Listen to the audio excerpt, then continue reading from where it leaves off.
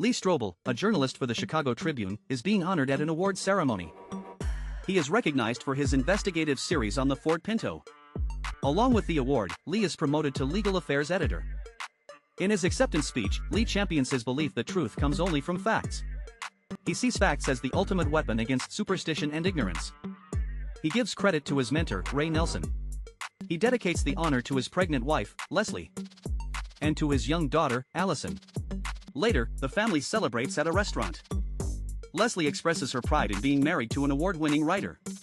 Suddenly, their celebration is interrupted when Allison begins to choke. Panic sets in as Lee and Leslie try desperately to help her. A woman rushes over and performs the Heimlich maneuver, saving Allison's life. The woman, a nurse named Alfie, tells them it wasn't luck, it was Jesus. She explains she was supposed to go to another restaurant but felt a calling to be there. Later that night, Allison asks her parents who Jesus is. Lee explains that believing in God is like a fairy tale. He tells her they are atheists and don't believe in God. He says they only believe in what is real, what they can see and touch. After putting Allison to bed, Leslie confronts Lee. She believes what happened was more than a coincidence. Leslie is shaken by the thought that Alfie's divine intervention saved their daughter. Lee dismisses her feelings, insisting their world hasn't changed. At work, Lee is assigned a new story, a police shooting involving Officer Koblinski. The suspect is a man named James Hicks. Meanwhile, Leslie reaches out to Alfie, unable to stop thinking about what happened. Leslie admits she is convicted by Alfie's certainty in her faith. Alfie brings Leslie to her church, where the pastor speaks about God's unexpected callings. The message resonates with Leslie, suggesting God might be seeking her attention. Lee visits Officer Koblinski in the hospital to get an exclusive story. He learns the officer and the shooter, James Hicks, fought before the gun went off. Koblinski encourages Lee to write a story that will put Hicks away for good. Leslie attends a small group study, exploring her newfound curiosity about faith. She tells Alfie she no longer believes the restaurant incident was a coincidence. That night, Leslie tells Lee she went to visit Alfie. She reveals that Alfie invited her to church, and she went. Lee dismisses it as crazy talk, upsetting Leslie. Leslie explains that at church, she felt something profound. She confesses to Lee that she prayed. She told Jesus she wanted him in her life.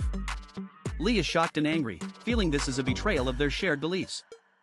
Leslie insists this is her own decision, something she's been thinking about for a long time.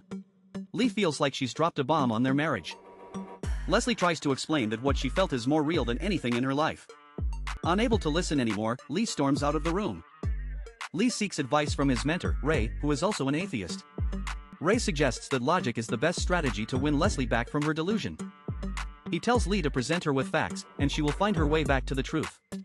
Lee decides to launch a full-scale investigation into Christianity. A colleague warns him that destroying the one thing giving Leslie hope could ruin their marriage. His colleague points out that the entire Christian faith hinges on the resurrection of Jesus. If the resurrection didn't happen, the whole belief system is a house of cards. Lee decides to find the leading authority on the resurrection to begin his investigation.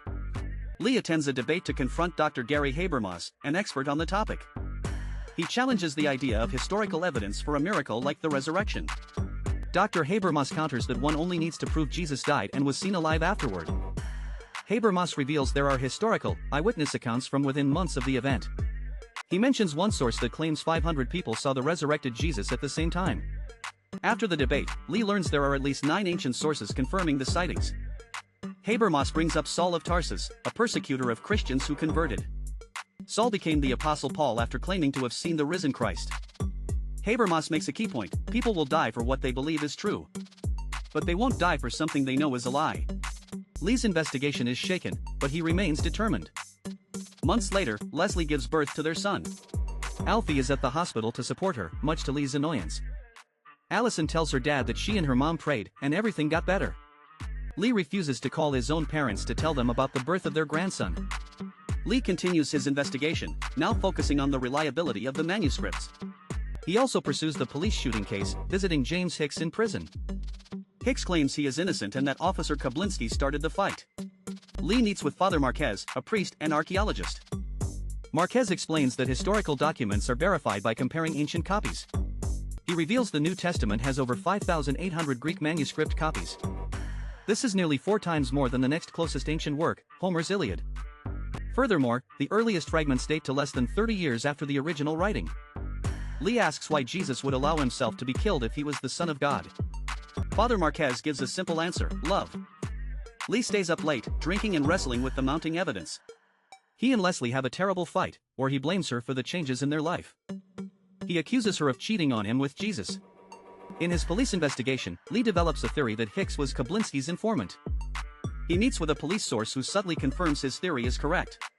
Lee publishes the explosive story on the front page of the Tribune. Leslie asks Lee to come to church with her and the children. At church, Lee privately confronts Alfie, the nurse. He accuses her of taking advantage of Leslie's vulnerability. He demands that she stay away from his wife and his life. Lee's estranged parents visit to see their new grandson, Kyle. Lee gets into a bitter argument with his father, revealing their painful history. Lee confides in his mentor Ray, admitting he misses the woman Leslie used to be. Ray reminds him that despite everything, Leslie is still his wife and he loves her. Feeling remorseful, Lee suggests a date night for just the two of them. Based on Lee's article, James Hicks is found guilty and sentenced to 15 years. Hicks tells Lee his story gave him no chance, planting a seed of doubt. During their date, Lee and Leslie argue again about faith and feelings. He tells her he doesn't like the person she is becoming. Lee visits Kablinsky again and notices something strange about his wound. He discovers a hidden pen gun in the evidence photos. Lee realizes the horrifying truth: Kablinsky shot himself to frame Hicks. His own bias and desire for a big story led him to miss the facts.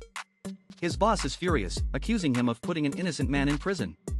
Lee is told to write a retraction and take an extended leave of absence.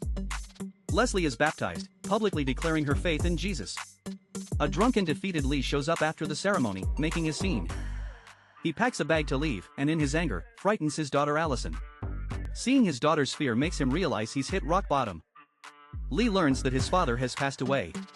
At the funeral, his mother shows him that his father kept Lee's first article in his wallet. He realizes his father was proud of him, even if he could never say it. Lee reflects on his conversation with Hicks, who told him, "You didn't want to see it." His mentor Ray admits that whether you believe in God or not, it requires faith. His colleague tells him to finish his investigation and follow the facts, wherever they lead. Lee reviews all the evidence he has gathered on the resurrection. He recalls the medical proof of Jesus' death and the reliability of the manuscripts. He remembers Father Marquez's words about the motivation for the cross: love.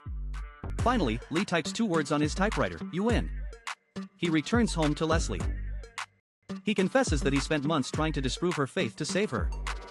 But he admits that he couldn't. The evidence for her faith, he says, is more compelling than he could have imagined. He tells her that her unconditional love for him never gave up on him. And because of that, he realizes God didn't either. With tears in his eyes, Lee tells Leslie, "I believe." Together, in their living room, Leslie guides Lee through a prayer. He accepts Christ, not with all the answers, but with enough evidence. He asks to move forward in faith. Lee pitches his story not as an article, but as a book about his journey. The family is reunited, their home filled with joy and newfound peace. His book, The Case for Christ, becomes a testament to his journey from skepticism to faith. If you want a recap of your favorite movies and shows, comment below, and don't forget to subscribe, like, and turn on notifications so you don't miss the next ones. See you next time, everyone.